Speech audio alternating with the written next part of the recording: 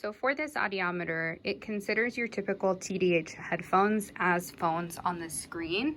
And these will be used for kids with tubes or microtia and atresia.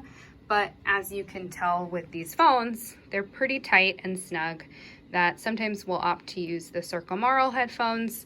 And so you want to be clear which phones you're using on the audiometer when you're testing with TDH. So these are circumaural headphones or high frequency headphones, traditionally used for testing frequencies higher than 8,000 for ototoxic monitoring and tinnitus evaluations.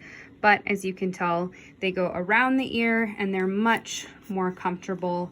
And so if you opt to use these on the children, you want to make sure you select high frequency phone, which then automatically changes your test type to high frequency. And it doesn't change anything on the screen here, but you are able to use the bottom panel to find your range. Right now it's in standard. If you click it, it'll switch us over to just high, and if you click it again, it'll give you the full spectrum. That doesn't mean that if you use these phones, you have to test that high. So let's say you've gotten your tones with the high frequency headphones and you want to get speech next, and you switch it to speech. Because they're already wearing the headphones, it makes sense to transition there. And go ahead and watch the speech video for details there.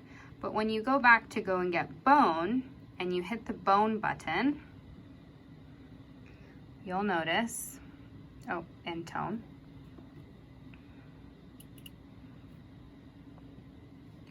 that your whole audiogram just disappeared. And that's because you have the two options here of tone and high frequency. If you hit high frequency, you'll see that your audiogram didn't disappear. It's just plotting them on two different audiograms. And so you don't want to freak out when your audiogram disappears. Take a deep breath, think critically, and find your high frequency hertz button to match your high frequency phones, and then switch it back to bone. And now you can test bone. And then again, you would mark it wherever you get it, and then you'd mask however you need to. Okay, so for air conduction masking, you also want to set up noise in channel 2 on the opposite ear. So you can change that on the right routing panel and double check that you're on narrowband noise, which you are, so that's good. And you're going to do the same thing, set your starting levels.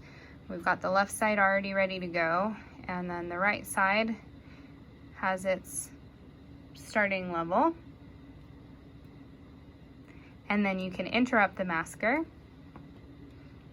and then present and do the same thing with your regular plateau method.